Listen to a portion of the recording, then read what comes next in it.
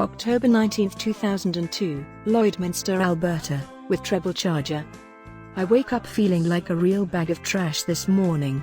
It's a pretty short drive, so before we know it we've already gotten to Lloydminster and have checked into our hotel. The venue is a huge open room with signed guitars and hockey jerseys hanging from the walls. Treble charger is still sound checking when we get there, so James sets up merch while the rest of us collapse into some couches in the back.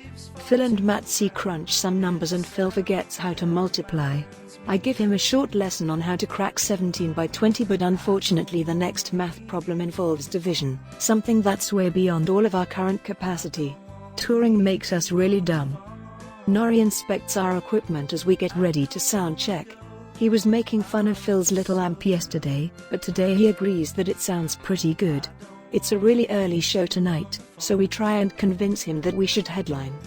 The setup for our sound check takes forever, so by the time we're done the doors are already open and people are streaming in. We don't have long before the show starts, so we head upstairs for a drink. Some guys from the local radio station, The Goat, come up to say hi. We all agree that that's the evilest radio station name ever. The start of our set is tough, but by the end there's a small crowd up front. The concept of a town in two different provinces at the same time has me stumped, but some in the audience help me out with it. TBC rips it up tonight.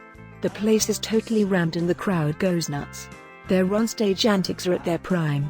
The first one, in which two people come up on stage to try and drink a 2-liter bottle of ginger ale before the end of the song, is highlighted by a guy who manages to barf almost 10 times during the stunt. For their lap dance segment, the barf guy gets on stage again and strips completely naked. The show is done by 10, at which point the bar turns into a late-night dance club. All the bands and crew stay and hang out for the party, which eventually disintegrates into a backstage drunken food fight. After last call, the party moves back to our hotel where Carrie gives up his room for the festivities. One by one the people fade away until Flashlight finds itself all by itself watching the Royal Tenenbaums and drifting off to sleep.